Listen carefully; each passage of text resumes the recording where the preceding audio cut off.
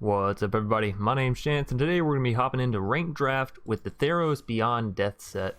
And oh, okay, this that was from my previous matchup. So yeah, we are going to be playing Ranked Draft with Theros Beyond Death, and we'll be going through picking our cards. And y'all know I really enjoy drafts, so I'm super happy that Ranked Draft is finally here for Theros. It allows me to pick up a lot of awesome cards and play all of the cards, you know. I really do enjoy draft as a game mode, and I enjoy the fact that it's here now. So open up pack 1. I see a Thrix. I really want it. It's a 4/5 flash flyer, makes all of our spells above converted mana costs of 5 cost 1 less and can't be countered. Now the can't be countered probably won't be too big of a factor here, but it's a solid body.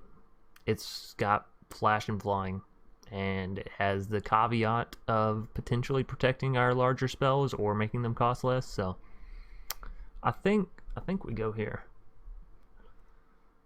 Faraka's libation isn't bad considering the number of enchantment creatures in Theros, right? I think it's some decent removal there, especially with all the gods. But how am I supposed to say no? Haktos. Then we get a card completely opposite of Thrix. Oh boy. I kind of want to take Haktos just to have a copy. I'm not even going to lie. Metamai's Prophecy is really good though, and it is in the Thrix category. It's really hard to say no to Metamai's. That is a really, really good and cheap enchantment. Sure, we'll go for the Metamai's. I hate to see the Haktos go. Don't get me wrong, but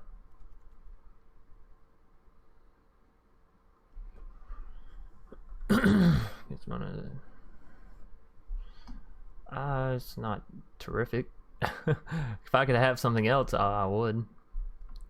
Use a power 4 or greater, exile the top card of your library. You may play that card until you exile another card.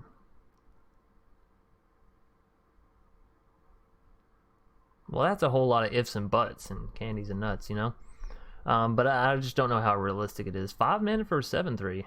Explore Brute. Whoa, what a card. Target player loses 2 life. I don't think that's necessarily that good.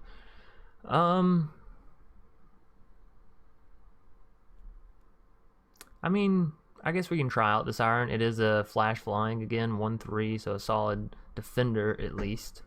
Of course, we have Thrix to always come in and finish the game out. This kind of works well with Thrix, right?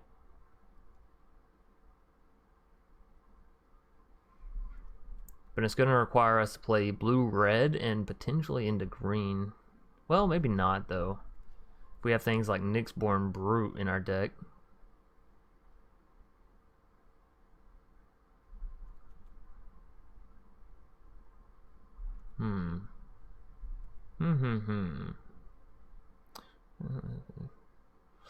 This basically negates an attack. Can potentially kill something. But a decent bit of the bodies in this set have more than 1 health, so it would just be basically negating an attack when it comes in, and then from there just be a solid defender.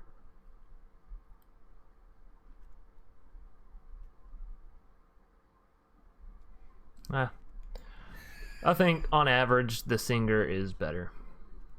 Ooh, Omen of Sea is really good. Mire Triton's not bad. First Strike, Trample, and Haste is not too bad. Crew of 1. 4 mana. First Strike, Trample, Haste. And it's an artifact, so even if we split into other colors, you know, it's not gonna lower the chances we get this card down.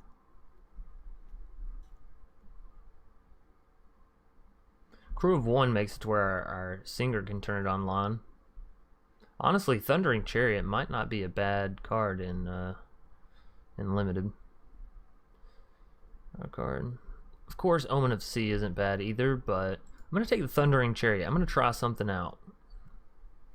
Soul God Lantern. Potentially good. Target creature card from your graveyard to your hand. Can't be blocked by enchanted creatures or enchantment creatures. This was fun. So there hasn't been a real reason for us to split yet. I mean, there was Haktos, right? But that's so limited considering we already have double blue. So enchant creature loses all abilities, which is always good, and is a blue fish. That's some semi removal for us. It is 3 mana, so it's a bit costly, but I suppose I'll take it. Take something out of play, right?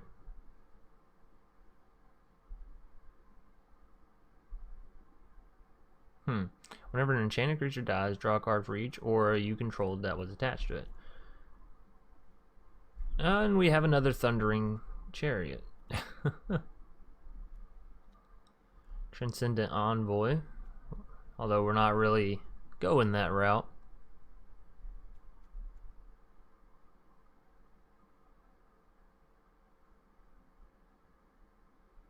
Wings of Hubris. That's interesting.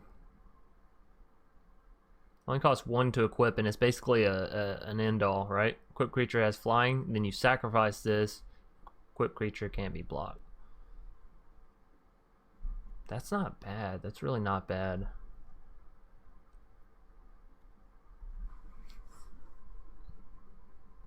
That's like a game ender, right? Sure, flying isn't, but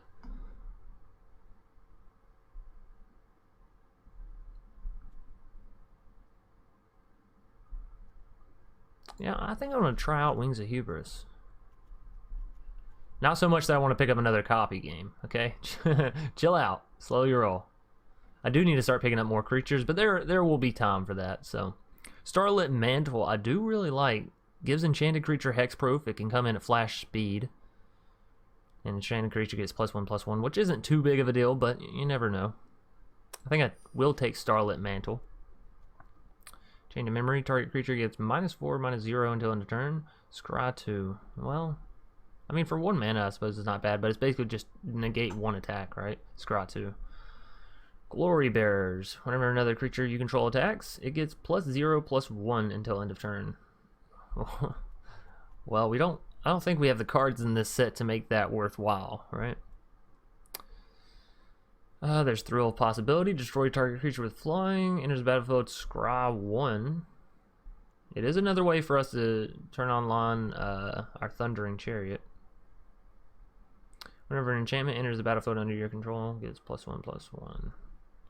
I guess we're going to take the familiar. We're getting a whole lot of artifacts, and I don't mean for it to be on purpose, but we need creatures, so it is what it is. Enters the battlefield, scry 1, 5 mana for a 3/6. That's not where I want to be. Enters the battlefield, target creature you control gets +1/+0 and gains indestructible. 5 mana for a 5/4 that also has an enter the battlefield that's kind of solid. Maybe. It does look like the best pickup here.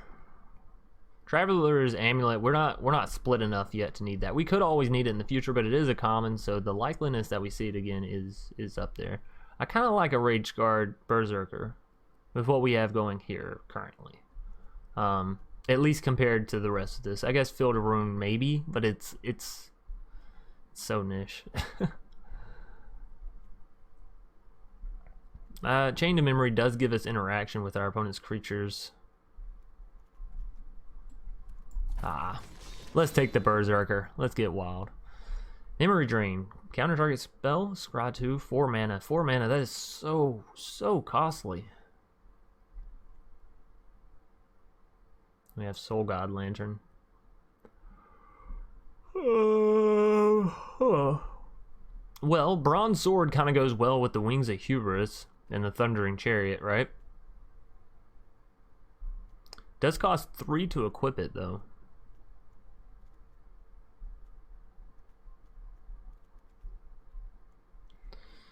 But hell, it turns our Singer into a decent little flyer, right?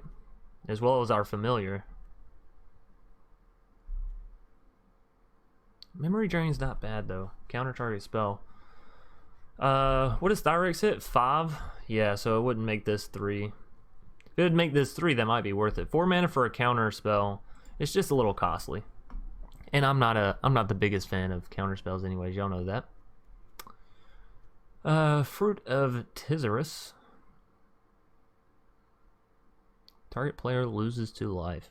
The only reason I'm contemplating this is because you could potentially play this, you know, 3-4 times, whatever, and just win the game with this card. Because, you know, what is your opponent going to do to stop it? You know, it's in your graveyard. You're replaying it from there. I suppose they can counter it, but where does it go? It goes back to your graveyard where you can, guess what, escape it. So yeah, I think we'll take 1 copy of Fruit. We sort of have this blue-black theme a little bit going. Dies, target creature and opponent controls gets -1/-1 until end of turn. 1 mana for a 1/1. That's not where I would want to be. I think I'd rather take another Rage Scarred Berserker, honestly. Stick with what I'm good at. Omen of the Dead.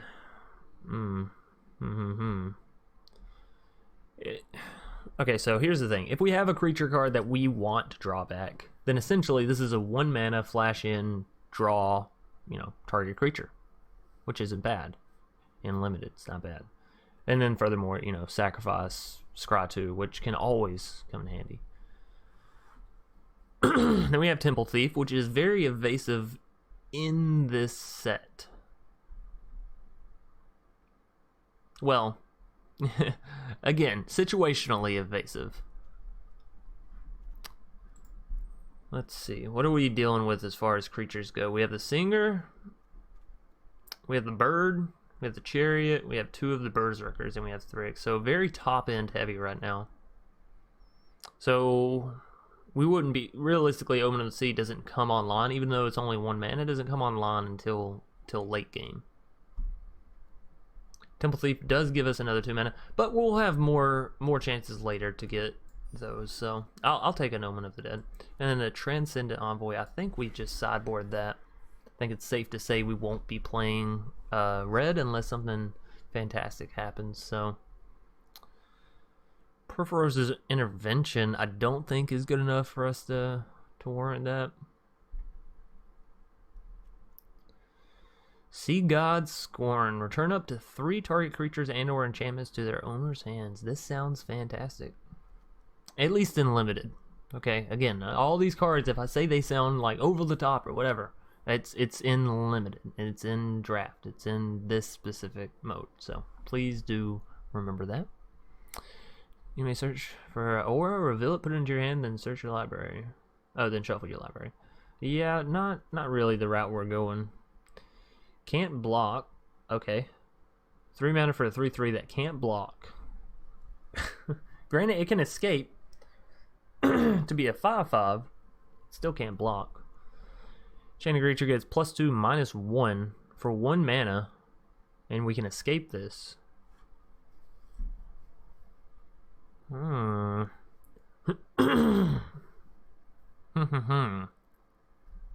this is big tempo swing. This is early domination, right? Again, we throw it on the Singer, something like that, on the Bird.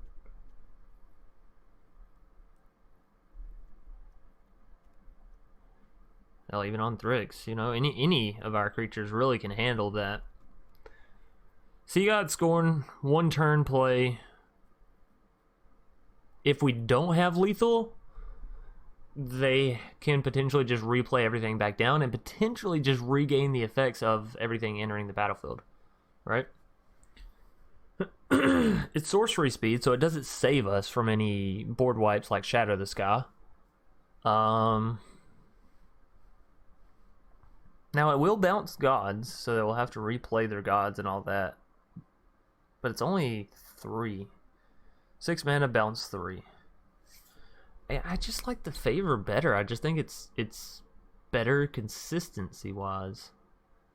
You get it on something, even if it gets milled, you have it for the rest of the game thanks to Escape. Escape is just, I think, really good in limited. I think Escape is a really, really good mechanic in limited.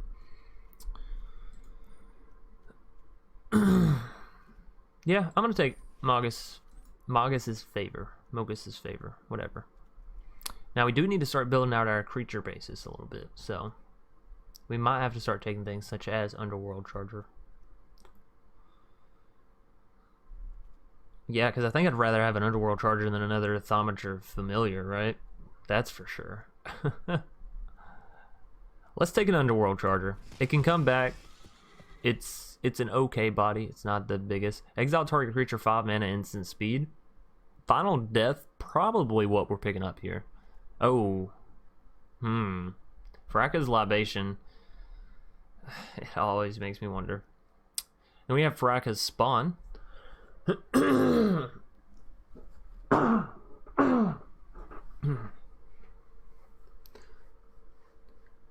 4 mana for a 3/4. 6 mana, exile 3, escapes with +2. When it enters the battlefield this way, each opponent sacrifices a non-Gorgon creature. Huh. So for 4 mana, we get a 3/4 and a solid body. And then for 6 more mana, we make our opponent sacrifice, and it comes back as a 5/6.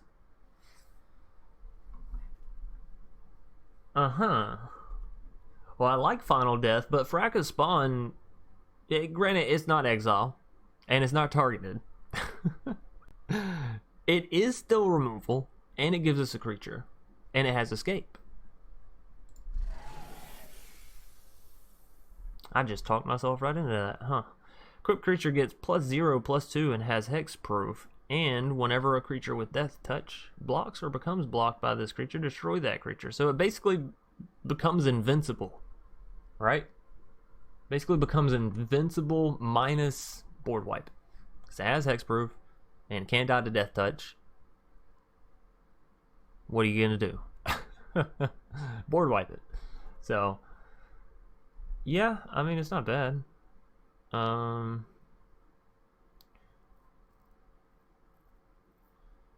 we're not really dealing very much with Devotion in our deck, are we? I don't think so. I want to play a Devotion, an Altar of the Pantheon Devotion deck. I think that would be fun, but now's not the time nor place. Target opponent discards 2 cards. Enchanted creature has lifelink.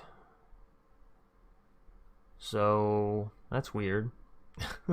Attack their hand and give a creature you control lifelink, but don't bolster the creature any. I kind of like the Mirror Shield with what we have going on here of trying to get our creatures evasive and then using something like Wings of Hubris to finish them off, right? Or Rage Guard Berserker, where we're turning things indestructible. So, yeah, let's do it. I'm trying out some new stuff here. I like it. I like it a lot. Alrighty, we got another Mogus's Favor down there. Funeral Rites. You draw 2 cards, you lose 2 life, and put the top 2 cards of your library into your graveyard. I don't think that's that bad. Granted, we lose 2 life, but 3 mana draw 2 is pretty good. And putting the top 2 cards of our library into the graveyard is not even that bad considering how much escape we have. It's also another copy of Mirror Shield. Might just go with another copy of Mirror Shield. It makes our creatures really, really hard to kill. And as far as I can remember, the only board wipe there is Shatter the Sky. So I kind of want to go with Mirror Shield. Funeral Rite draws us cards, but there's potential where we can't play this, right? There's times where we can't play this actually.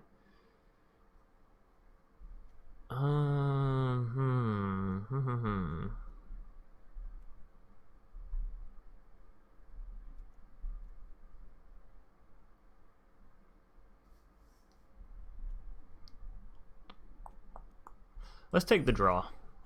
We don't currently have any card draw. I like the Mirror Shield, but we do have a copy, so it's not like it's out of the question for us to draw it. Death Touch, 4 mana for a 3/3 with Death Touch. Enters the battlefield, put the top 3 cards of your library into your graveyard. Woo. Enters the battlefield, exile target card from an opponent's graveyard. 3 mana for a 2/1 flying creature. Whenever an enchantment enters the battlefield under your control, target player puts the top 2 cards of their library into their graveyard. 1 mana for 0/2. How many enchantments do we actually have? 1, 2, 3, 4, 5.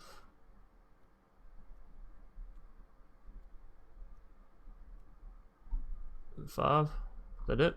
5. We have 5 enchantments throughout the deck. Well, that doesn't scream play me. Return target creature or enchantment an opponent controls to its owner's hand. 1 mana, bounce.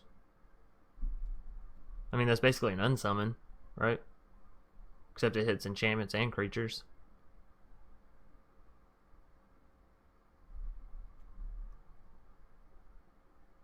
Yeah, I like the tempo swing of an unsummon. Can certainly make things difficult if your opponent has like a bunch of enchantments stacked up on a creature and you just boop, you know. I guess it's time we take this counter spell. I don't really like Blight, Breathe, Breath, whatever it is, this fucking purple smoke breathing ox thing. Well, the thing is it's 6 mana for a fucking 3/2. Potentially remove one. Potentially. Or potentially fucking whiff, and you're paying 6 mana for a 3/2.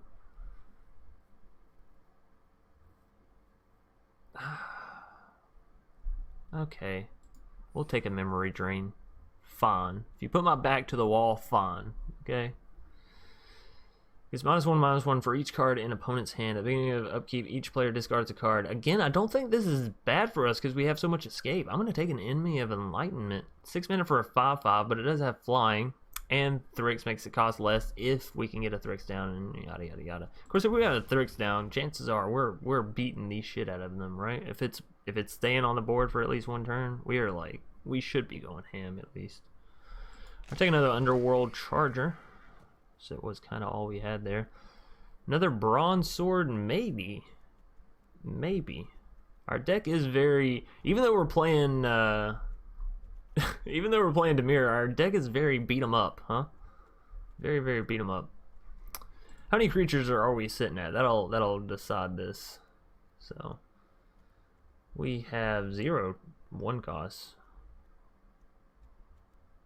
1 2 cost, so we're not getting really creatures online till 3 mana, right? We have 3 3 cost. If I take this, that's just a 4th 3 cost card. We have 1 2. How many creatures are we actually running right now though? 1 2 3 4 5 6 7 8 9 10. We have 10 creatures. It's pack 2.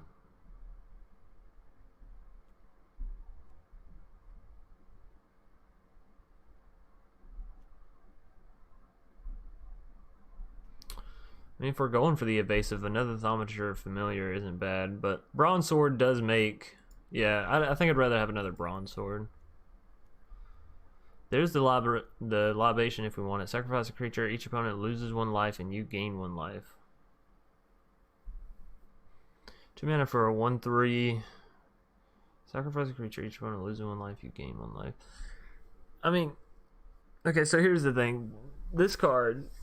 combined with this card could be the finisher you need, right? How much mana are you realistically looking at? That's 4 mana. That's 1. So you could realistically do 4 damage between the 2 of them, like last ditch effort, right? That's not that great. I'll take a libation, please. Sure, I guess we'll take an aspect of Lamprey, maybe. Another favor. I'm not opposed to that, actually. Omen of the Dead. Alright, on to pack 3. Here it is, ladies and gents. The 3rd and final pack. Don't ask me why I keep looking at white cards like we're in that color scheme, or like we might branch to that color scheme for something like a Birth of Melitus. Yeah, okay, Chance. Rise to Glory. Choose one or both. Return target creature card from your graveyard. Return target aura. Ooh. Do we have that good of auras, though? Like, realistically, are our auras even worth returning? I don't think so.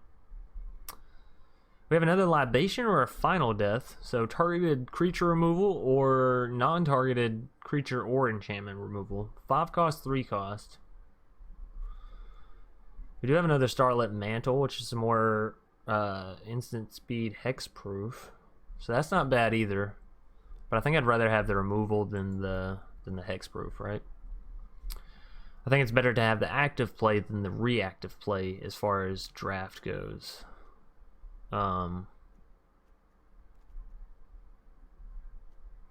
Yeah, I tell you what, I'll take a final death. It's exile. That's the main point there. The main selling point for me, at least. Alright, so another Sea God Scorn. Boy, it really wants us to have that card. Shoal Kraken. Whenever an enchantment enters the battlefield under your control, you may draw a card. If you do, discard a card. So 5 mana for a 3/5 that has some looting, right? I don't think that's that bad. I think that would nestle itself right nicely into our deck. So we'll take a Shoal Kraken. And the Funeral Rites or a Nyxborn Seaguard. Is there anything worth? I do like Karametra's Blessing. God help me, I love a Karametra's Blessing. Up to 3 target creatures. Those creatures can't block this turn. Huh.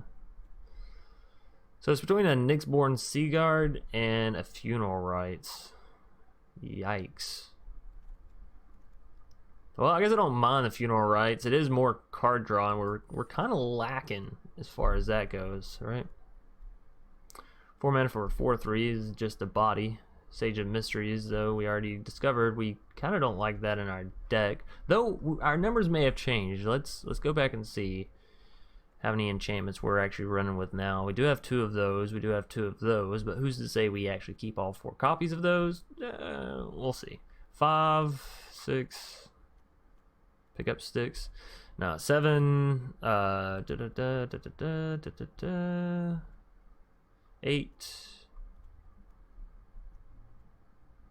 I think that's it. Oh no, 9. Okay, 9. We have 9 enchantments. So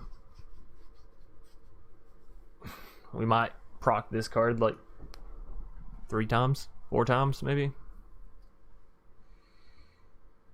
Well, I gotta remember our deck will be smaller, so 9 for the... Yeah, maybe like 4 times, maybe 3 times in a game. So realistically, milling our opponent 6 cards comes in as a 0/2. Although I will say with something like even a Magus' Favor, then it's a 3/1. So at least it's a attacker, right, or a trading creature. And it is early. It's an early creature, which is something we're really lacking. So I think I will take it. We sort of I think I'll have to take the Discordant Piper as well, just for fear of not seeing any other early creatures. And we have plenty of the Underworld Chargers. I think 2 is enough. I think 2 is plenty. And then no reason for us really to want to get out of these colors that we're in now. Another Enemy of Enlightenment. Yeah, I'll take an Enemy of Enlightenment, I think, here. Another Enemy of Enlightenment. I almost want to say, yeah, fuck it, give it to me, you know? Let's just build a deck around Enemy of Enlightenment. Why not? Target player puts the top 4 cards of the library into their graveyard. Ooh. That's just annoying, you know? That's just fucking annoying. As long as it's not your turn, spells you cast cost 1 less to cast. So all of our flash spells and all of our instant speeds. Let's gather a count to see if Naid of Hidden Coves is worth it. Alright. Well, it won't be worth it on anything that costs 1 mana, so Starlit, which is nice. I do enjoy that costing less. Sinker costs 1 mana. That's kind of nice. That's not flash, which it was. That's not instant. That's instant. It's not instant. No, that's instant. No. I thought we had more flash. Is that really all the flash we got? Oh, that's flash. Okay, so it would make Thryx cost less, which is kind of nice. Play this turn 3, then we could turn around turn 4, play this.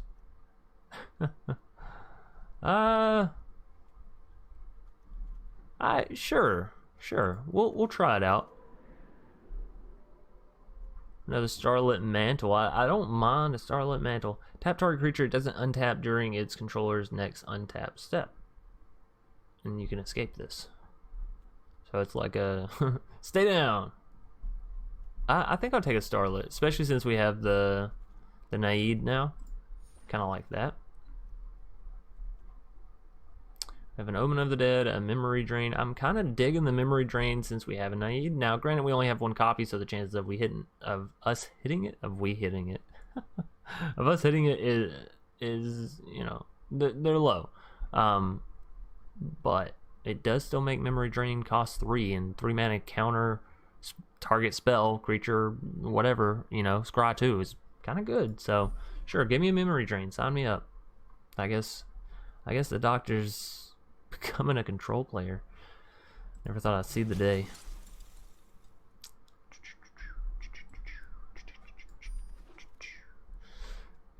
All right, so actually, if we would have went with Haktos, I don't think we would have had a bad deck at all. I might even end up regretting not going with Haktos, right? All right, so first and foremost, let's get rid of an Omen of the Dead, because that's a bit, you know. One of them's probably fun. Don't really like Discordant Piper, I'm not gonna lie. Not a huge fan of that.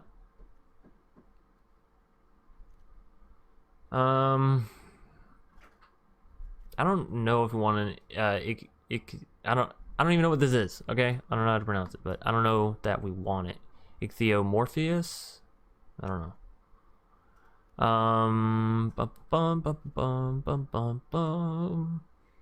I think I talked myself into liking the Underworld Chargers. Honestly,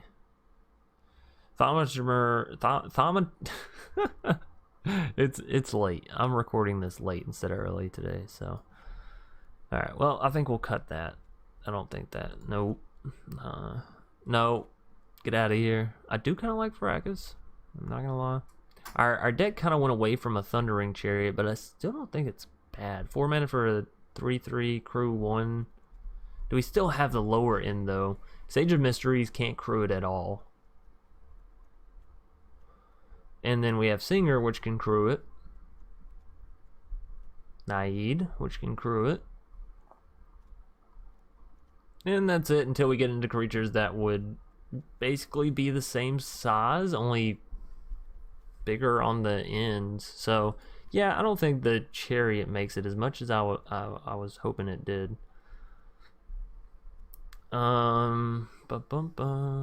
Okay, so we'll cut an Enemy of Enlightenment, maybe. Maybe not, though. Yeah, okay, we have to. 3 copies of a 6-drop, that's just being greedy, I think. Is it? I'm going back and forth on it, but I think we do drop the Sage. We're not really, that's not the route we're going. Fruit isn't, I don't think it'll be necessary. Omen of the Dead. I almost want to say cut this just because we have enough top end to where this, like, if we draw into this anywhere before we get our top end down, it's pretty much a dead card, right?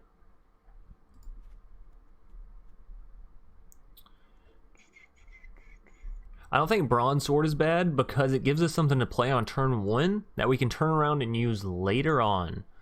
So our early phases, we're not going to be dropping creatures. We're instead going to be setting up for our creatures for later. So we want to focus more on that, I think. Hell, maybe Discordant comes back. Discordant Piper comes back in the deck. It does give us 2 creatures, you know. Granted, they may be tiny. It gives us something.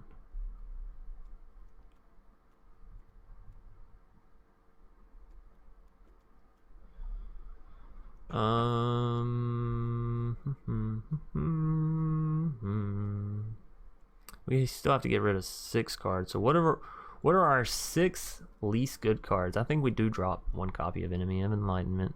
Let's be real. Well,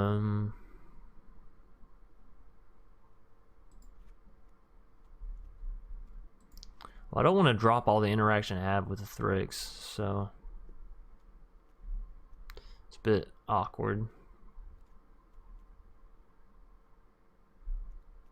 Thrix will work on the Fracas spawn escape, I believe, and the Underworld Charters.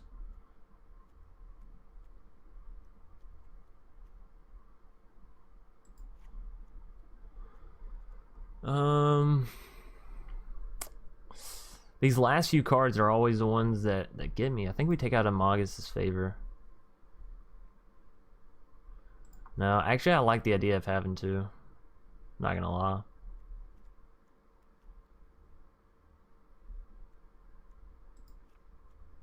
I think we can take out a copy of Bronze Sword. I think we do only need 1 copy there.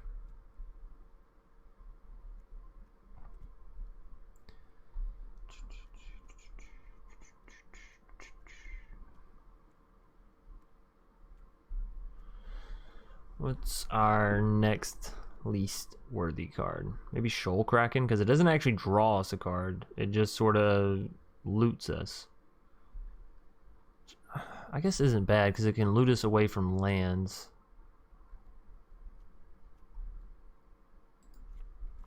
How many creatures are we sitting at? We're sitting at 10 creatures. 10 creatures and 15 non-creatures.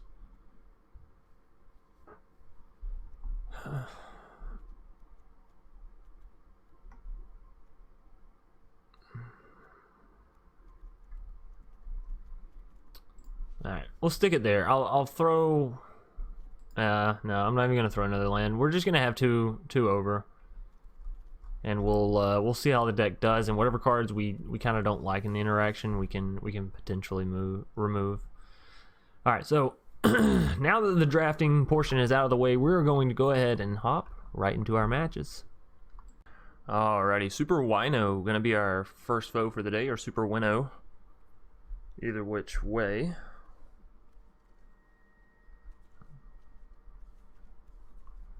Sure. We do get to go first, so there's that for a bonus. Let's get this Bronze Sword down. I'm very interested to see how our deck matches up against all the other new drafters out there. Alright, so turn 2 we don't have anything. Turn 3 we'll get down Naid. Turn 4 we can actually play Final Death. Yeah, I don't think I want to bounce that, really. Not quite yet.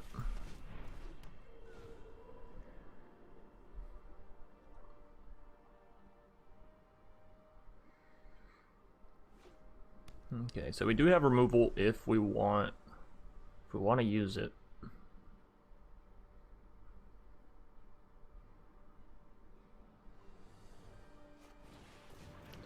Utropia. I think that is one worth removing immediately, right? Because the longer that it's down, the more benefit they get from it.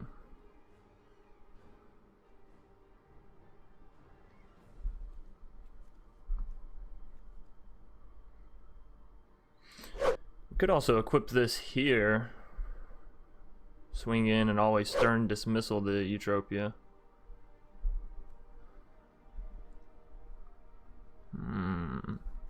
Let's do that. Let's go for the damages.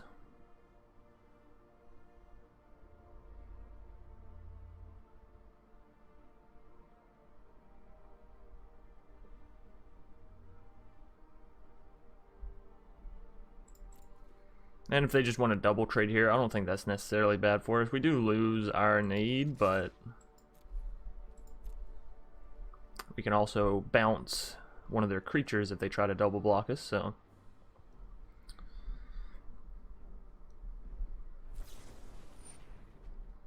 Chain to Memory. Okay.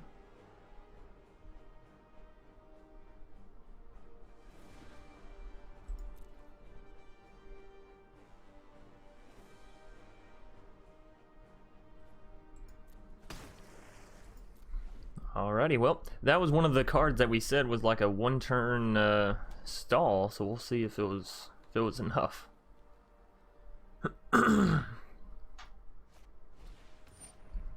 Voss Viper.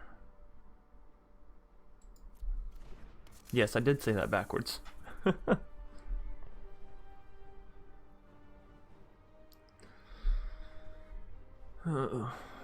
Looks cool though.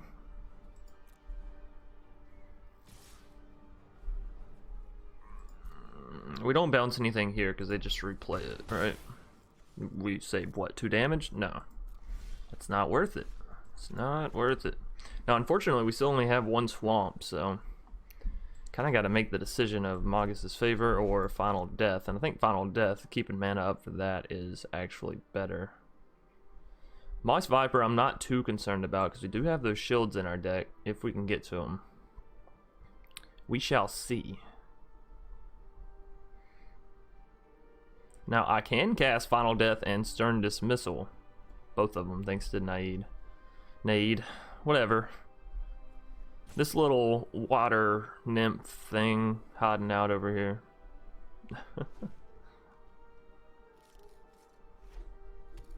Well, and I did finally get the owl as well, for any of those of you that are interested in that. Finally picked up the mastery pass.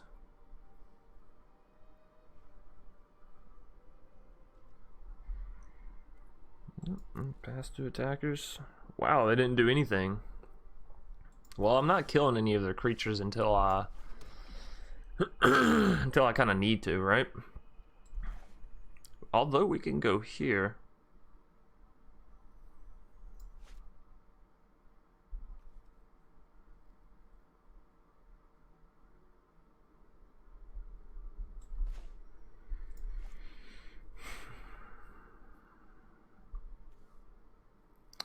I would like to have at least mana for Stern Dismissal in case they try to make their Moss Viper fight my Enemy of Enlightenment.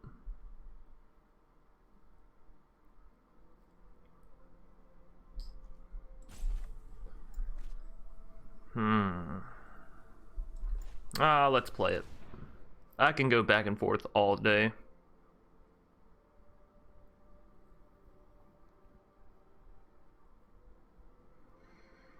That's right, you got a big old 5/5 demon coming down. Well, I guess it's only going to be a 2/2 for right now. It'll go down to a 4/4 on their next turn.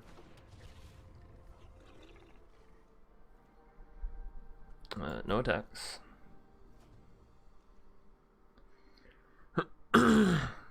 Or 1/1 I meant. I didn't mean 4/4. 1/1. Tiny little 1/1.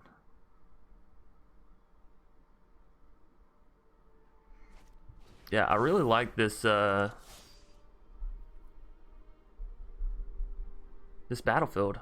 This like flowing river of the universe. I think that's what it's supposed to be. It looks just absolutely amazing.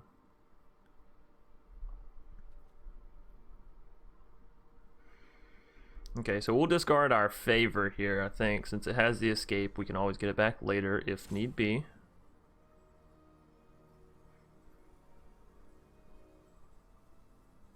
Super Winnow, or Wino, either which way, sure is taking their sweet time.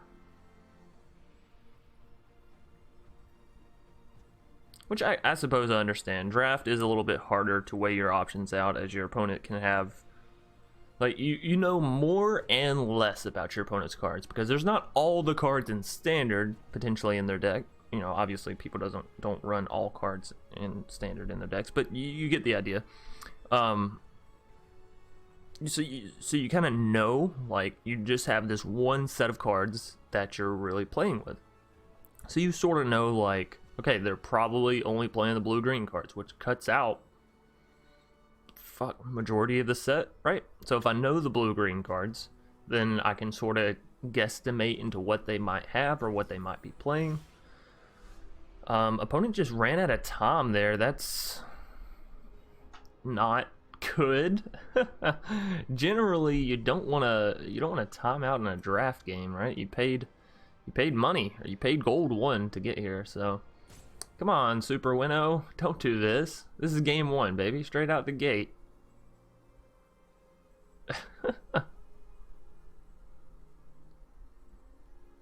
Well, ladies and gentlemen, seems like we're picking up a game one to a DC. I don't know if it's on their end or Wizards' end, but either way, man, this sucks for everyone involved. They pick up an automatic loss. I didn't even really get to play my deck or match. Yeah, this is just not that good. Alright, so again, we can keep up mana for these. We might as well swing in with the Enemy of Enlightenment. We only have 2 after that. I kind of want to put the Bronze Sword on our Enemy of Enlightenment, right? We can do that. Throw that there. And swing in. And this way they're on like a 4 turn timer. If they come back. I'm still hoping that they do.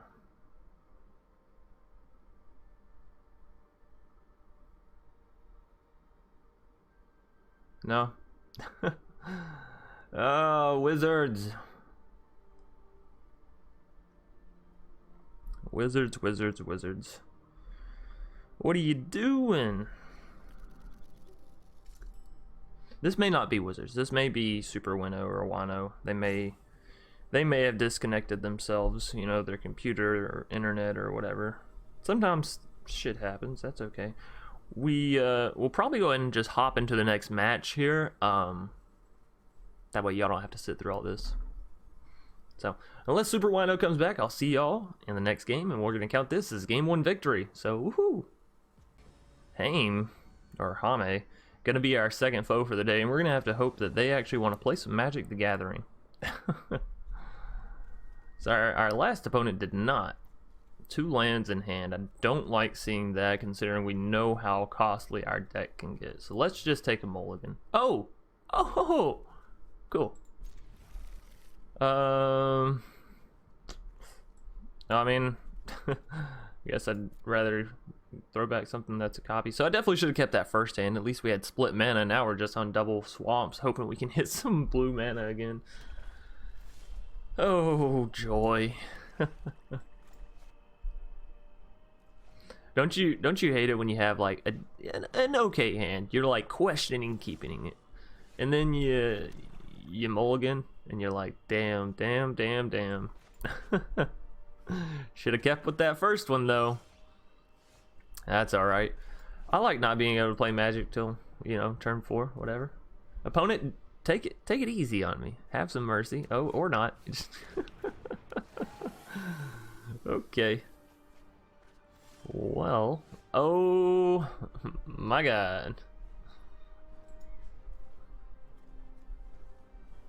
Oh, okay. I would like to play the game.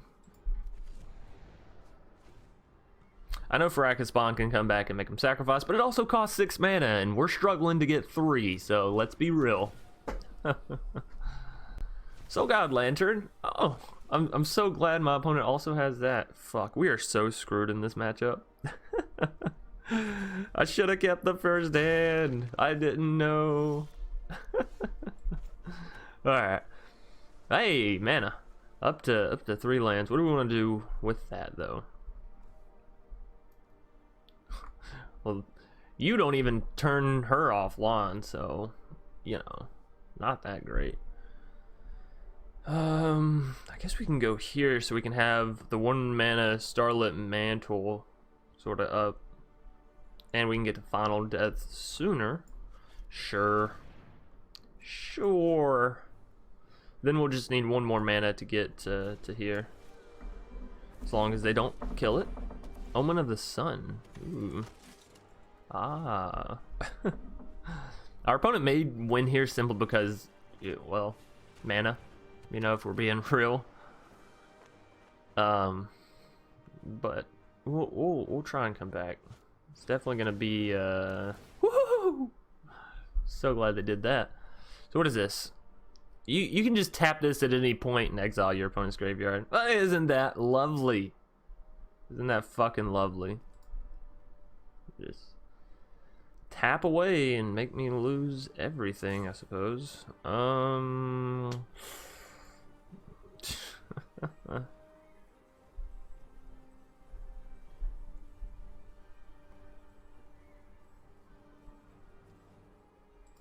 don't want to throw my Faraka's spawn over there.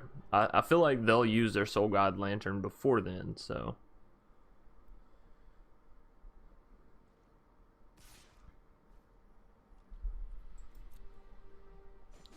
God. Well, this is not fun. This is also what happens when you play more than 40 cards in your deck, just so everyone knows. Everyone watching, this is why you don't do it.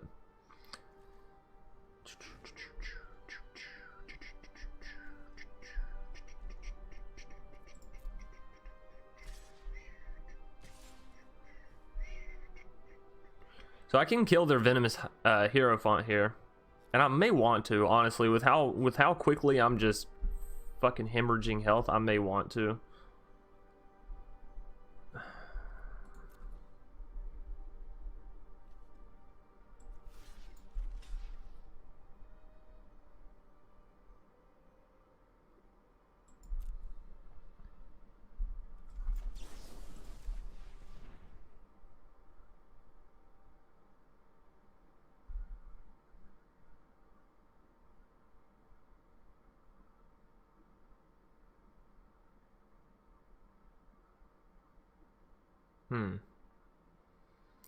What trick do you have up your sleeve, Hame?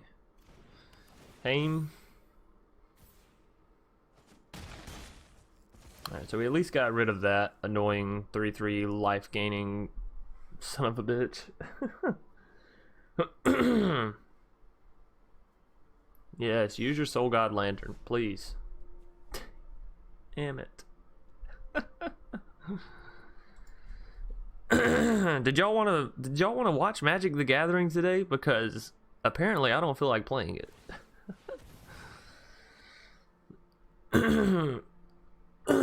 Excuse me for all the coughs as well. Opponent's turn. I bet they're just enjoying the hell out of this. They're like, oh, you're just not gonna play anything. I mean, I guess that's fine. Oh. Just a land, please. Somewhere. Over the rainbow.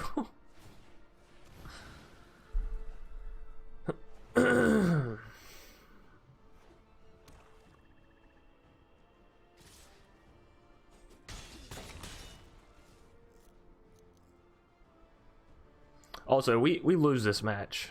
There's literally nothing we can do to win here. Oh, huh, huh. That's funny. In an ironic, like, go fuck yourself, Magic the Gathering kind of way.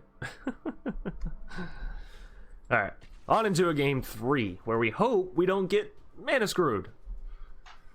Inspector Coda, gonna be our third foe for the day. I'm keeping this. I see 3 lands. It's already the max number we got last game, so let's fucking do this, Inspector.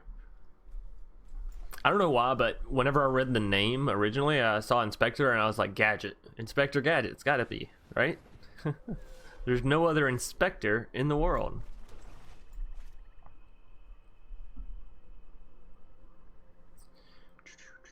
So I'm noticing a lot of people do have a lot of lower cost units in their board. I'm also noticing white seems to be a heavy pick here. Wonder why that is.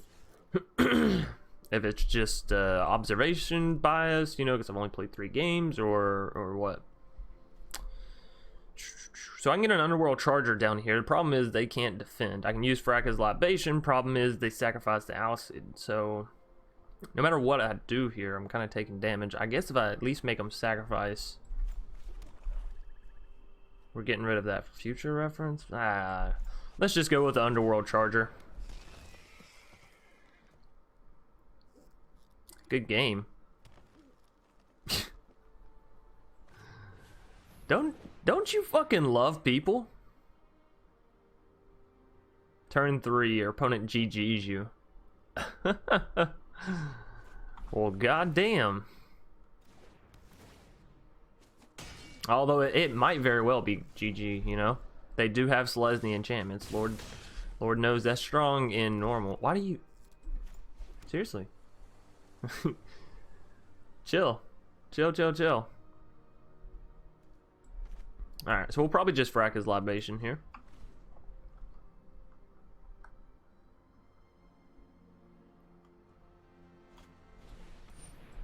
Oh my goodness.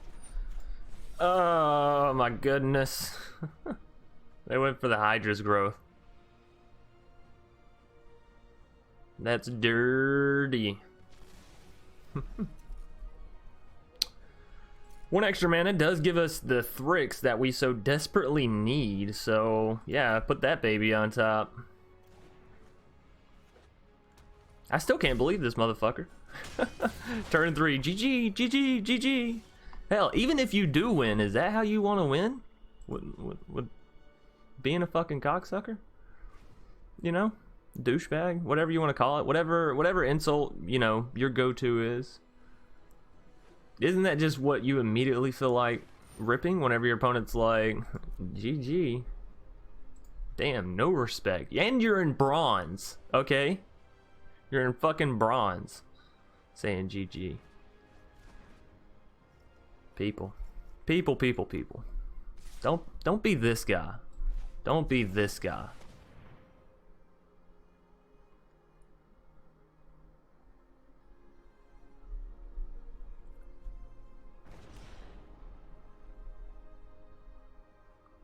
Yeah. Better get to protecting, motherfucker.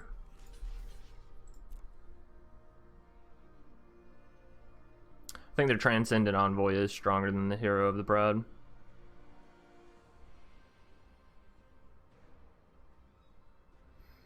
This is the part where you sacrifice to protect.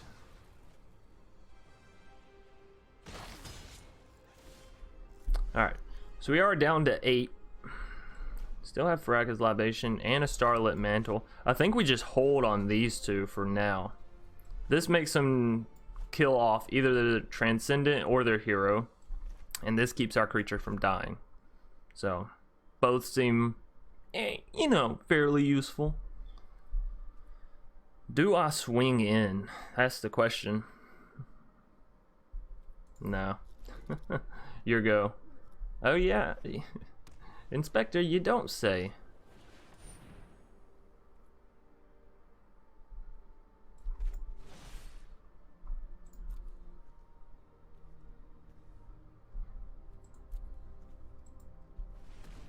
Make him sacrifice a creature. I don't care which one here. Just get rid of one of them.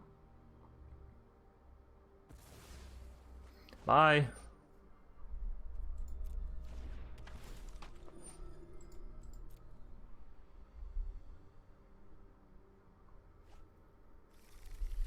Ooh, another Hydra's growth. That's not good for us. Alright,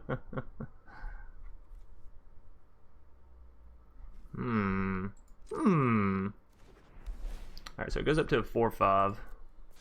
Wait a minute, though.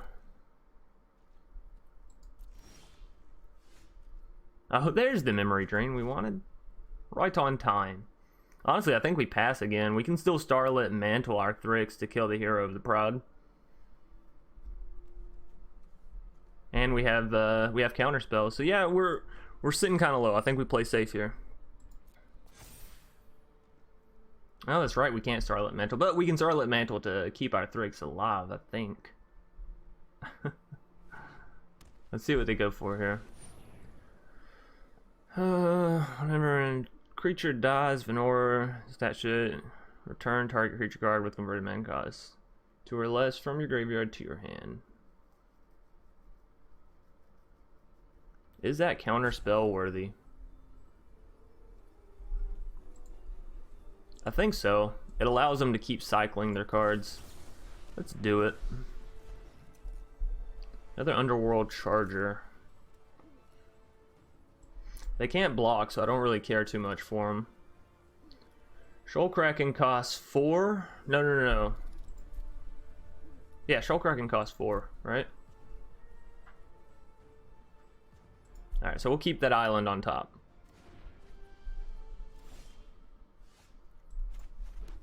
And then we can go here and still have mana for Starlit Mantle. So that's good. Kind of start going to face. But we still can't kill the Hero of Pride yet. So I'll wait. I'll hold off on it.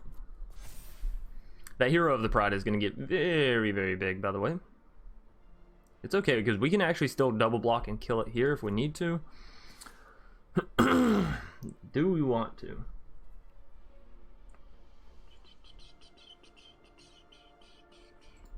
I think so. There's no guarantee that we'll have the removal turn up anytime soon, so let's go for the double block.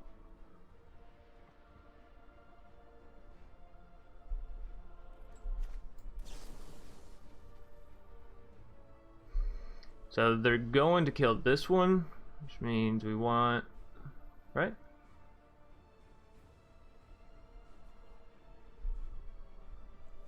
I think they're attacking here first. Or maybe they're attacking here first. Boom, boom. I don't know. Here you go.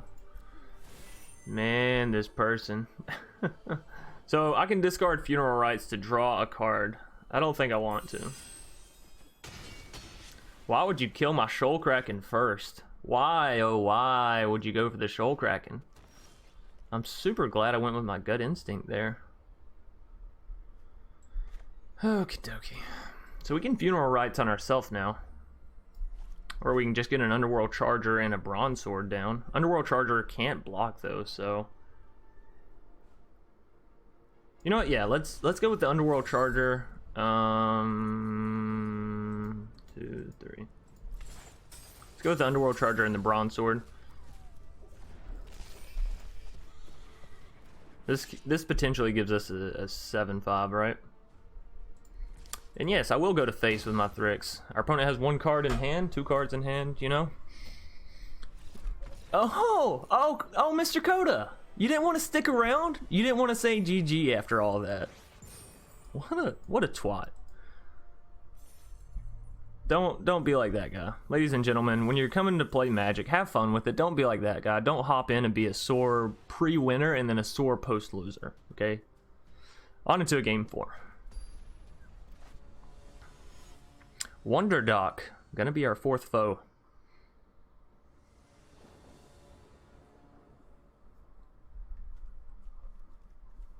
Sure. Sure. I get to go first, which means maybe we can get this Underworld Charger down with Amagus' Favor and actually do what this deck was intended to do, and that is smash face early. Well, maybe not early, but you know, smash face at a semi-pace. That's the motto for this deck. Everyone is fucking playing enchantments in green and white. I just want to see something new. I want to see an Izzet deck. Nah, I actually don't know if those work all that well in just Theros, like just with the cards that Theros has provided for us. Don't know.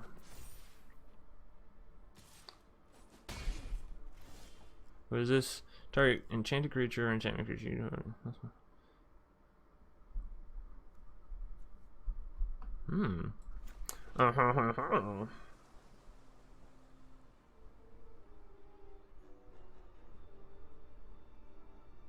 So I could bounce this Setessan Skirmisher and kill the Nyx Herald, right?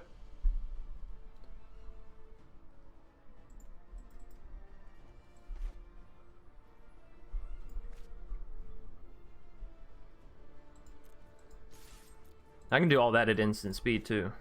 Yeah. Alright, well let's do that then. Let's get in with the 3. And let's kill all their shit on their turn. Of course you wait for their turn to see if they equip enchantments.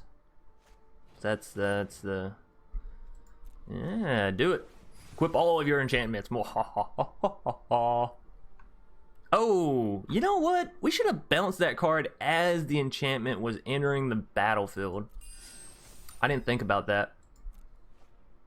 Like, as they cast that enchantment, bounce the Skirmisher, right? That way they don't get to draw the card off of it. Oh, like this. They just lose that. They lose the creature. We resolve.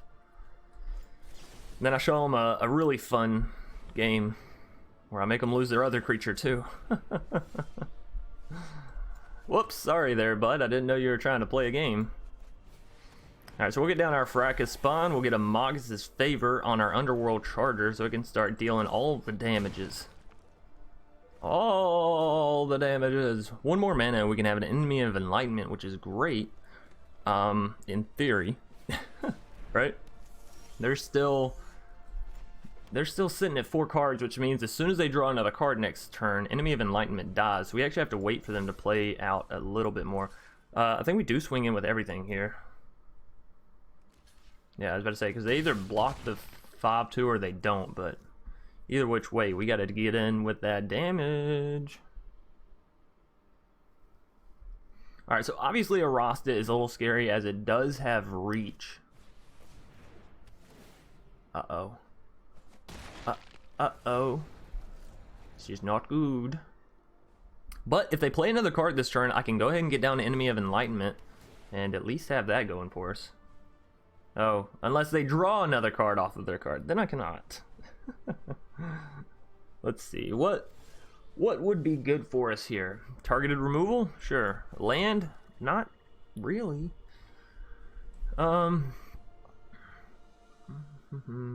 Exile 3 other cards from your graveyard, so we would have to exile our Mogus's Favor. If we got back our Mogus's Favor, it does put our Fracas Spawn up to 5 damage, but she goes down to 3, so she still dies.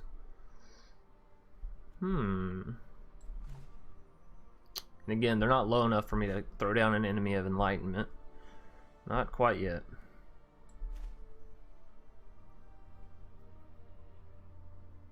Alright, well, let's get the Underworld Charger back.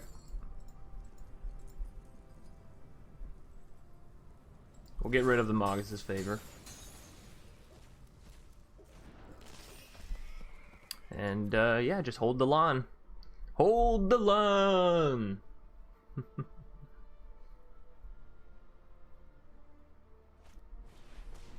Destiny Spinner. You know what? I completely forgot she was even, like, in this set.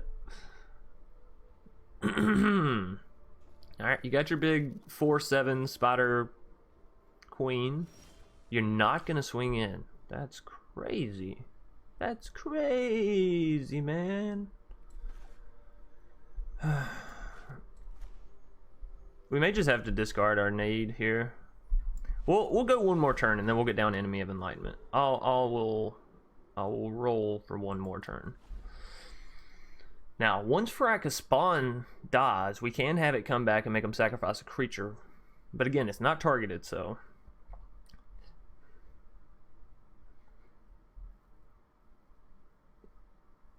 It's alright. We do still have a decent little bit of health. The only thing I'm really worried about is them just straight up overpowering us, right?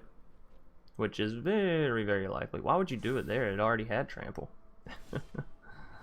Another Enemy of Enlightenment. Well, if you're telling me I can play one and then discard just one that I have extra, sure. Sure. Oh yeah, play more cards. Oh, all right. I didn't see that coming. I'm not gonna lie, I did not see that one coming. But you know, all the better for us, because here comes another one. Ha ha ha.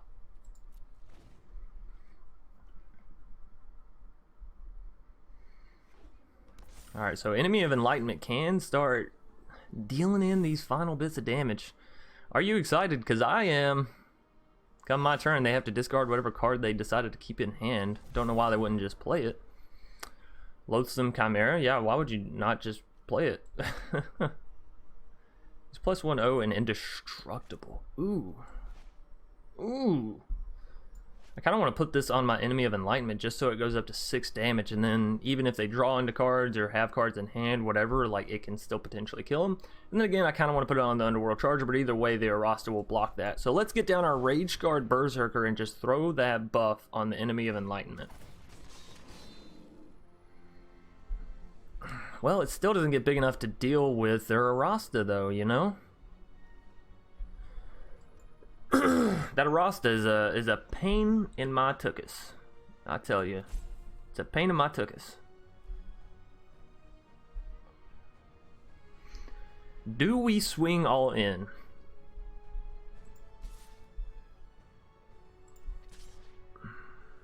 We definitely swing in with the Underworld Charger as well, because the only thing that can really block the Underworld Charger is the Arasta, and we're not too worried about that. So this for sure happens. And we'll see what they do, because obviously they block the enemy of Enlightenment with Arasta, and then I'm guessing they maybe chum block. Oh, okay, that gets rid of the Underworld Charger. Yeah, Destiny Spinner, not bad. Does cost them a land, but in a game of draft, I don't think that's a bad thing when you got, you know, 6-7 lands. Alright, so we won't get any damage in when we are going to end up losing a creature. Thankfully, it's an escape creature, so given we have enough cards in our graveyard, which we don't currently, we can always get it back.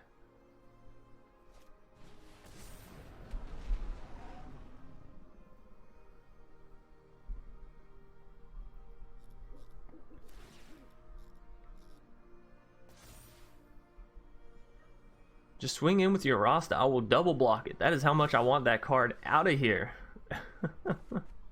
Son of a bitch, and I just keep drawing lands. If I could have some targeted removal, please. Poor Flavor. Poor Flavor. Well, I could swing in with Rage Guard, but again, we're just trading it out, so I guess we're just waiting.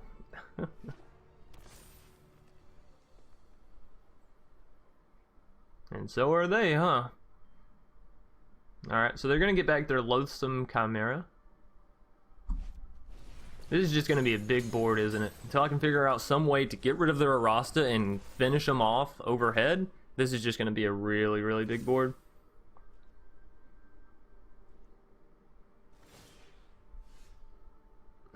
Alright. Bronze Sword. Well, it at least allows us to trade.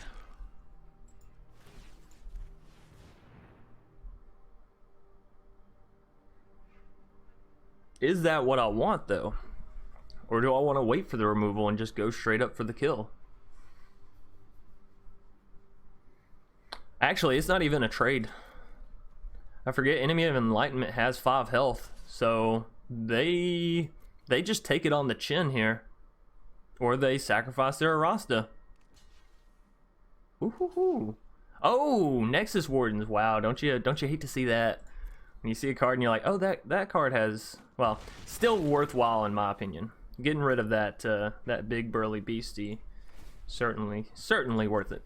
I'm gonna throw the Bronze Sword on the Faraka spawn. Reason being, we want to defend with Faraka spawn. We want her to die so she can come back. Right? Trade out with something that kills a creature. We bring her back. That makes them sacrifice a creature. So, kind of a twofer. And she comes back a lot bigger. So, honestly, I think we're still in a decent little position here, especially since we got rid of that Spider Queen. Oh, you hate to see it. That's GG, by the way. Even if we block their top 3 damage dealers, right? GG. GG. Yeah, because, like, even them still blocking her, she's still getting 2 damage in. And then we blocked the 12. So that's not a bad card for board stall, at least. If you're behind, I'm guessing it's not so great. But for a point like now where you're just sort of stalled, fantastic. Oh, that was great. I really thought we had him there too. I was like, no, surely we're gonna pull this back. Slowly but surely we're gonna pull this back. All right, so we're 2-2. Let's move on to a game 5. Pikamoku. Alrighty.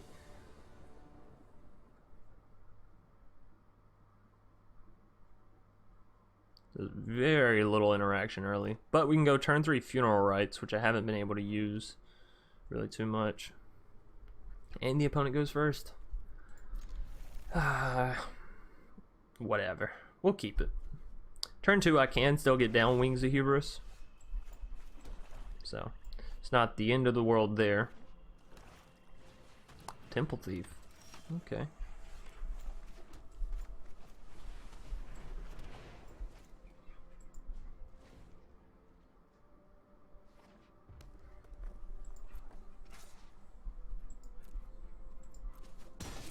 Alrighty. Take the 2 damage. Altar of the Pantheon. So they're either doing something with red devotion or black devotion, right? Or maybe they just wanted extra mana. Extra split mana. Either which way, we will cause another 2 bit of damage to ourselves. Draw 2, mill ourselves 2. All that good stuff. Alright, so we go Fracas Spawn, Rage Guard, Enemy of Enlightenment, all pretty much back to back to back. Goodness gracious. I've had this frog in my throat all morning. You cast your first spell during each opponent's turn. Put a +1/+1 counter on Arena Trickster. Ooh. I think we've only drawn lands. Like, we drew 1 creature. I think we drew the Rage Guard Berserker. But past that, we've only drawn lands. That's a little crazy. Oh. Well, no, we discarded those, so I guess you can't technically count those. Okay.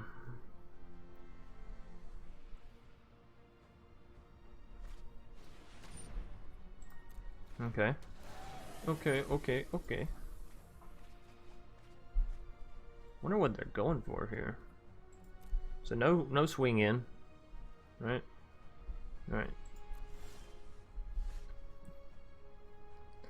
We can go Rage Guard and get in with our Fracas Spawn. Right. Cost 6 to escape her. Yeah, sure. Let's do that.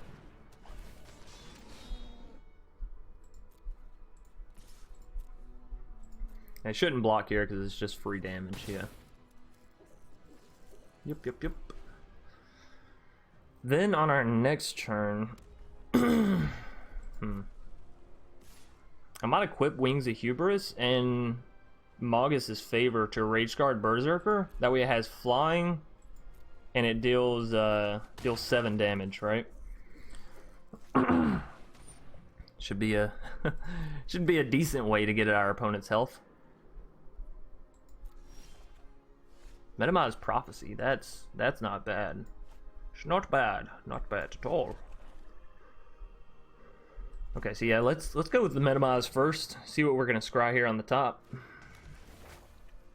Oh, they have something to play at instant speed. I wonder what it could be. Stern Dismissal and more land. Get the land out of here, okay? Get that shit out of here. I will take a Stern Dismissal because we can basically reset the Arena Trickster with that. Right, we can reset all their counters that they may have built up. We'll go Magus' Favor on the Rage Guard Berserker. And Wings of Hubris. Let's get this big-ass Minotaur Berserker off the ground. And we will just be swinging it with it. We want the Fracas Spawn to stay back, because again, you want to trade that card out so you get the trade-off kill, and then you also get the kill for when it comes back into the battlefield. So this could be a fairly short game. Well, I guess not fairly short considering we're on turn like 6 or 7, but you know, well, I guess that's fairly short for draft, isn't it? 6-7 turn game in draft, that's fairly short. Oh, they're doing the same thing. This seems to be a common thing. Well, surprise, surprise, I actually have 2 lands that I don't really care for, so, you know. We are going to have to... Whoa, no. We could actually block here. Next turn, play this back. Yeah, that works for me. That works for me. Instead of playing Enemy of Enlightenment, we'll just play our Fracas Spawn back down. What card do I want to play next turn?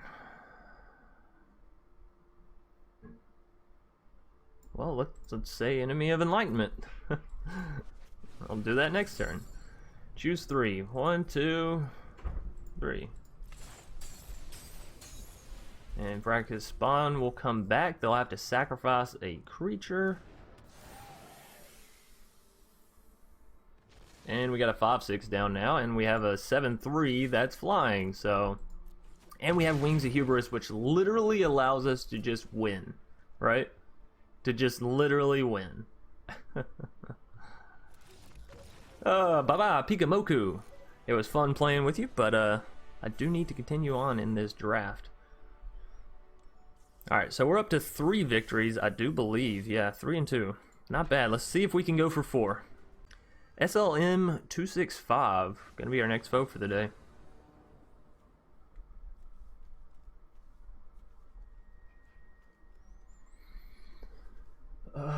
Zero black mana. We do have a bounce and we do have some counter spells, but 0 black mana, 0 creatures. That's better.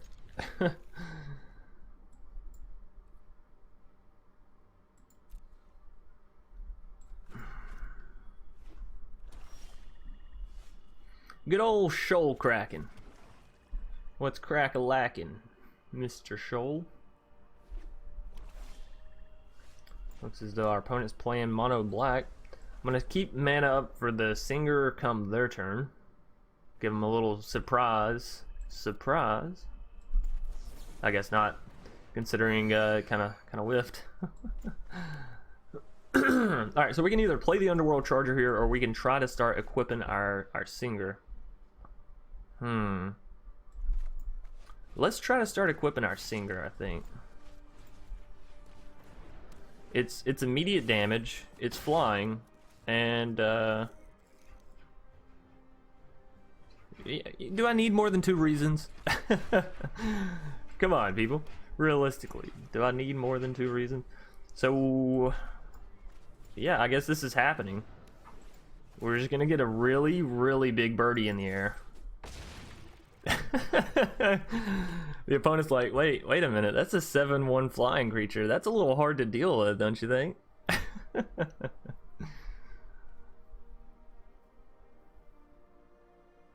So I'm interested to see, because they're in mono black, so they need removal. Now, granted, there are a few things in this set that say, you know, -1/-1 your opponent, or deal 1 damage, or whatever. But they gotta hit it. You know, they got to have it in their deck, and then they have to draw it. We shall see. Our Singer is already at a scary point for them, right? As far as damage goes and all that.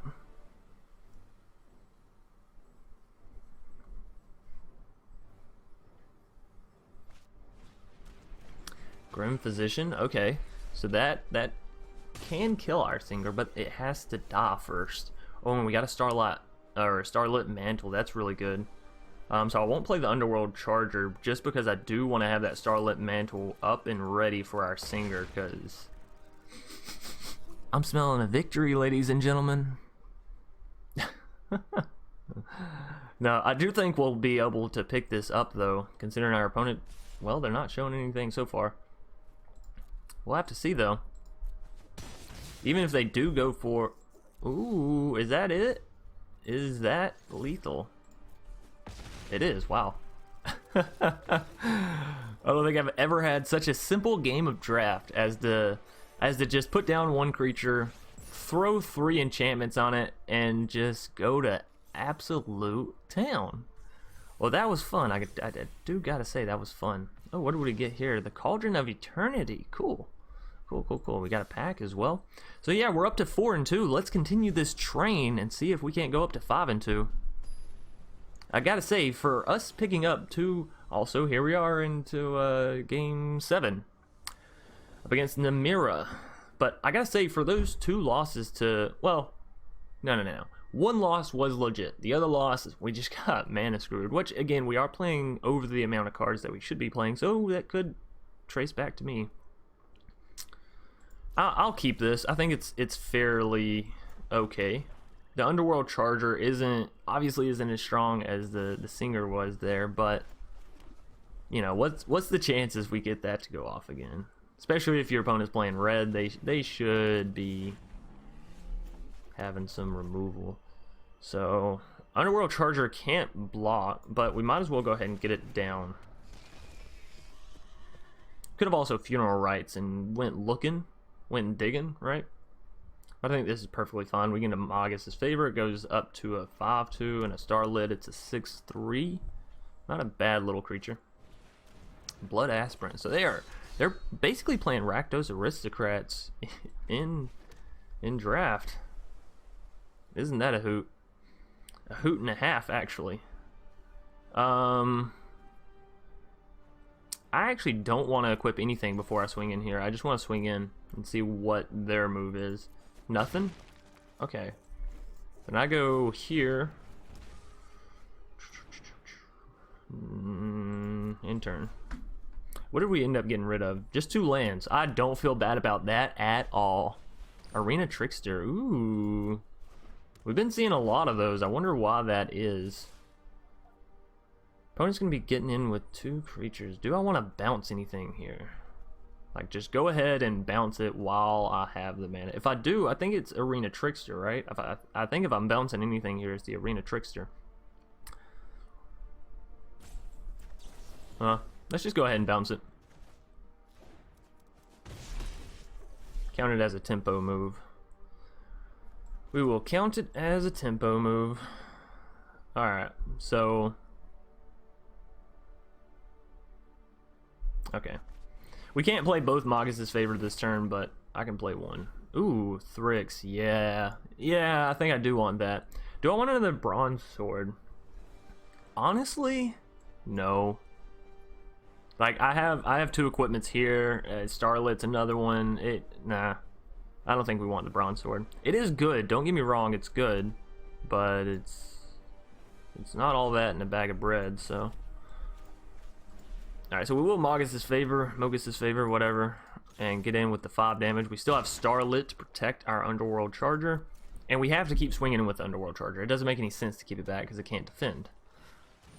So, Underworld Ragehound.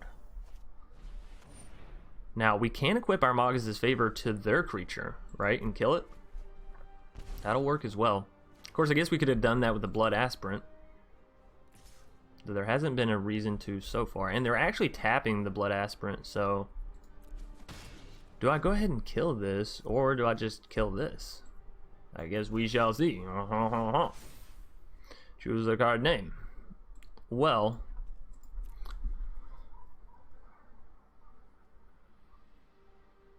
I think for this turn we'll go Magus' Favor on the Underworld Ragehound and Starlit Mantle when they try to block our Underworld Charger with their Slaughter Priest of Magus. Right? So then on our next turn, we can play this Thrix. So, play that. Play this on there. Bada bing, bada boom. And swing in. And Starlit. Not the best use of Starlit, I'm not gonna lie. But... It gets there, you know? It gets their creature gone. It gets us board control. Next turn we'll have a Thrix, which also draws us 2 cards. Potentially. So I think we're in an okay position. They're trying their damnedest to remove that Underworld Charger. They're like, how do I get rid of this fucking horse?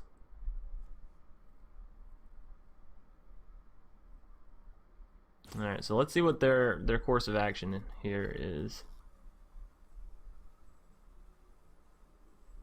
They have 5 cards with which we don't know anything about.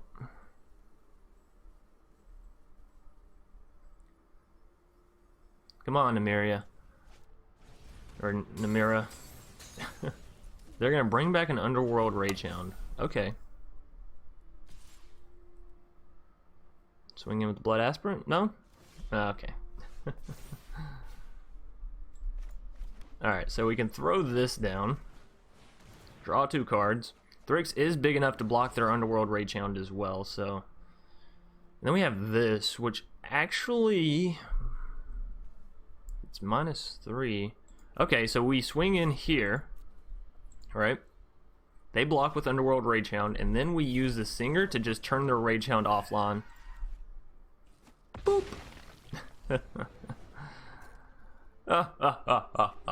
And then of course we have the Thrix and the Singer to go to face come next turn. Woot woot. Arena Trickster? I don't think that's going to be good enough. Alright, so we have 5 damage in the air. How do we... Wait, so this is my deck, yeah? So they're about to get a libation.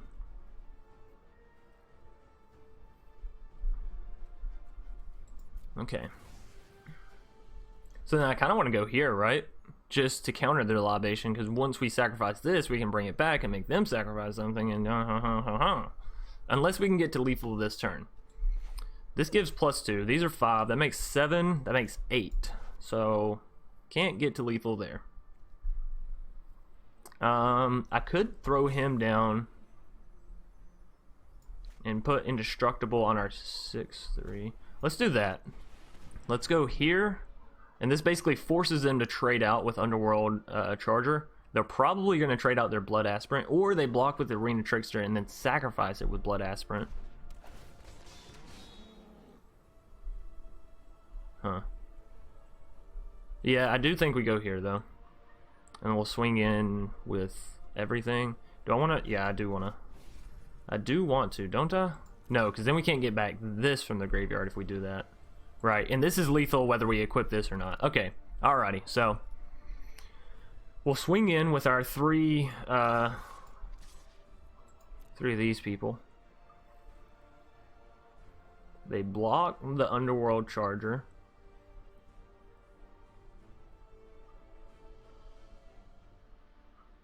What do we sacrifice? Maybe the Berserker? Maybe we actually just sacrifice the Berserker?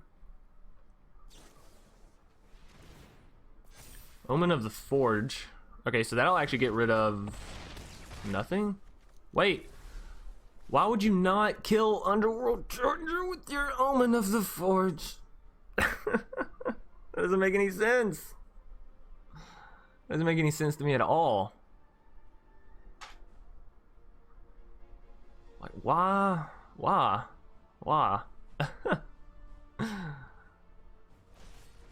You know, but why? Alright, so we get rid of the Rage Guard Berserker there. We still have lethal. Alrighty. Game 7 being picked up. Boy, oh boy, we are on a streak of winning now, right? Alrighty, give me all of the loot. Alright, so we're 5-2. We have brought this deck back. Let's see if we can go for 6-2. Quazarian, gonna be our next foe for the day.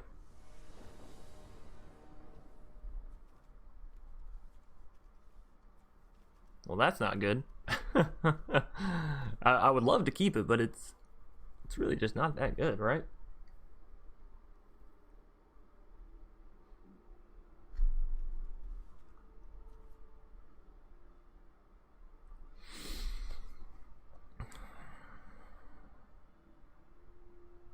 Nah, can't do it.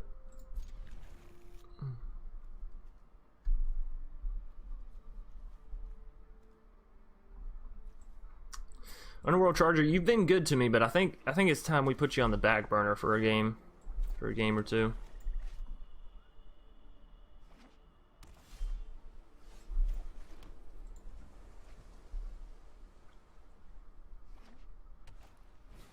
Wanna play in mono white? Maybe. Perhaps.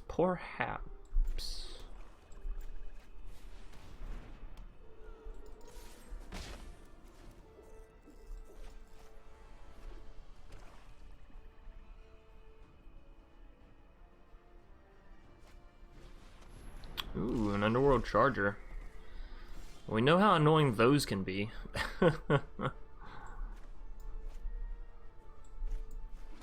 Alright. Well, we have two options here. Keep mana for Final Death come their turn, or we can throw down a Wings of Hubris and give our Nade flying. But we currently deal less damage than them. Alright, yeah, so let's... No, not you. Let's get in with the 1. We'll end our turn on that note, and then we'll keep up mana for the Final Death.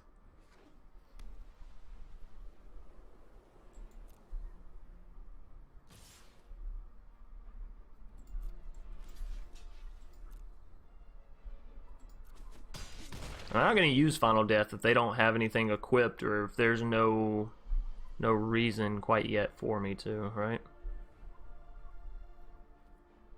Right. I just don't think it's worth it. I think it's smarter to wait. So, that's what we shall do. Shoal Kraken, come on down!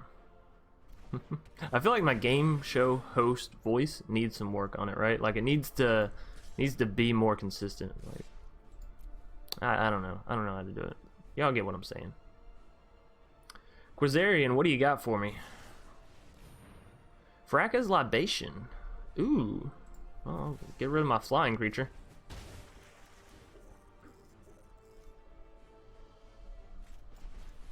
Banishing Light. Well, that blows.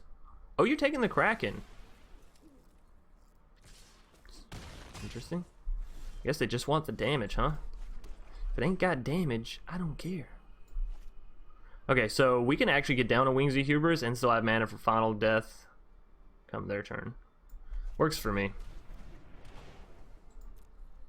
And you don't attack.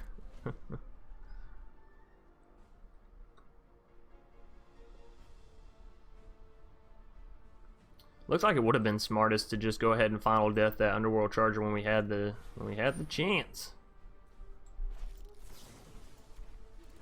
How about no? How about no? Does that sound good? Funeral Rites. Well, if we can hit a land here, we're fine. Oh, we hit a land. Look at that. Look at that. Alright, so we still have the mana for the Final Death. And a Fracas Spawn. That's not bad at all. So, back to your turn. Quazarian. You know, I think the problem most people run into in draft is they want to play it too quickly. You gotta slow it down. Alright. Like, I feel like it's not nearly as bad to have an empty turn in draft. I want to get our Fracas Spawn down, but I want to keep up mana for Final Death. I guess if I don't for one turn, y'all will forgive me, right? Let's do it. Let's push for it. So Fracas Spawn, I think we do go here. And obviously we're making our need a very, very big target. There. And then we just swing into the face. That evasive creature we got. I'm telling you, I don't think Wings of Hubris is bad at all. Give a creature flying for 3 mana. Sure, not fantastic. But it's an artifact equipment, which means even if that creature dies here, well, I guess it doesn't have to necessarily die. But even if the creature dies... God damn it, I forgot the point I was trying to make. So I guess we sacrifice this Fracas Spawn and then just bring it back to make them sacrifice a creature, right? Yeah, I completely forgot what I was in the middle of saying. It's also this which makes him sacrifice, so we'll play Fracka back down. Fracka.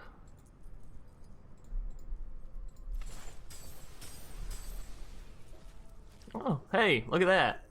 I'm using your card against you. Yeah, I have no idea what I was about to... I feel like the tangent I was speaking on was important, damn it. I got distracted. I'm sorry, I'm trying to get us to those 6 victories, maybe even 7. I think this deck has what it takes to go the distance. If we can hit the right kind of equipment or aura on our turn, that's lethal. Then we're sitting at 6-2. Hey, put target enchantment from your graveyard on top of your library. You gain life equal to... that's bad. That's bad for us. It's really, really bad. How do we get around this sticky situation? Sacrifice a creature. We have to sacrifice one here. I think we honestly just sacrifice the spawn again. Can't quite bring her back this turn. Memory Drain is good. But unless I get another creature down, Naid will have to sacrifice itself. So, and it's looking like that's kind of inevitable, actually. She costs 6 to bring back, and we only have 7. Yeah, so you're for sure getting sacrificed. And it makes more sense to play all these cards at instant speed rather than right now. So let's get in with the damage.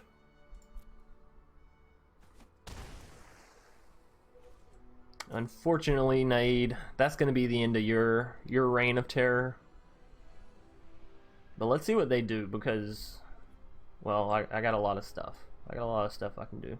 This costs 3, and we still have 4, which means we can still throw a Final Death at them. What do I want to kill with Final Death? I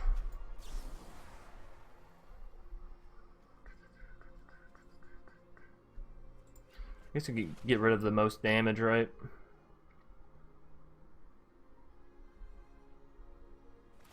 Oh, you know what? I just had a brilliant idea.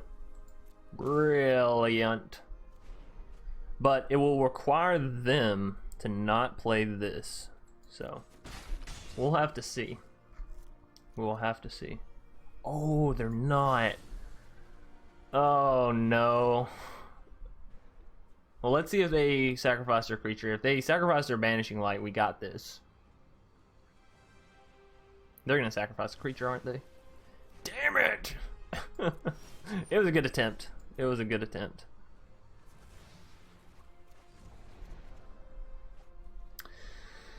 Alrighty. Well, if we play Fracaspawn, they have to sacrifice their card. And then Fracas gets this on it, right? And then we play Enemy. And then Enemy gets... Or do we just go ahead and play Enemy? Enemy will come down as a... It's a 1/1 actually once they draw a card. Sure. Let's go ahead and get down Enemy. It will make us discard the Memory Drain, but it might invoke them to play this Dreadful Apathy on the enemy, and I'd rather the Dreadful Apathy go on the enemy. Still have their Underworld Charger just chilling over there. Just the chilling. Like a villain. Ooh, they're gonna play their own Fracaspawn. Well, they know they have Magus' Favor, so they kind of have to play that Dreadful Apathy, right? What are you doing? Don't end your turn. My turn. It's not Flash, is it? No. What am I missing here, everybody? Can you tell me? Because don't I have lethal? Doesn't this equate to lethal?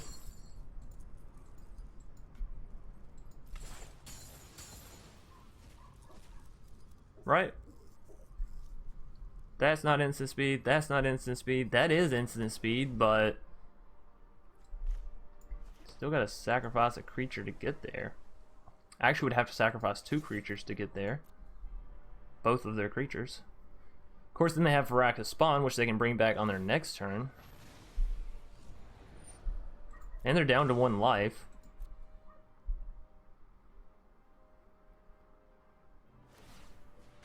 And I just bring back my Fracaspawn on next turn and make them sacrifice. Oh, no, they can't, because their card will be a Gorgon. Right. But I can always equip my Wings of Hubris to my Fracaspawn and then finish them out. You know, I don't know. Quazarian, this is by far one of the best matchups I've had. It's 1-4. We are both so low, and we are just fucking scratching at victory. All right. So sacrifice. Pass. My turn. Another Enemy of Enlightenment. Okay, so this won't make them sacrifice.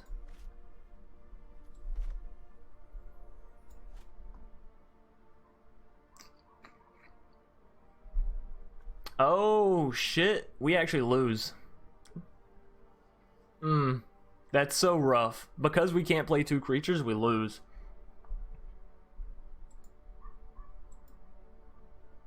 Alright. Dreadful Apathy. Enchanted creature can't attack or block. They throw that. They're alive with 1 fucking health. No way! No way! But yes way. Yes, indeed way, actually.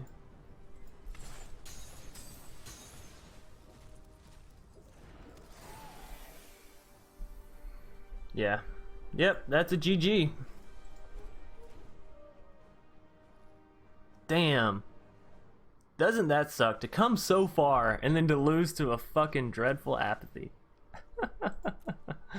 Well, we still didn't do bad with that. 5 and 2. I like to think that I'm onto something with these escape cards. I think they're pretty okay in limited draft, if I do say so myself. So managed to climb up to bronze tier 2. Managed to pick up 5 total victories. So we will be getting some gems and a pack back. 2 packs. Looky there, looky there.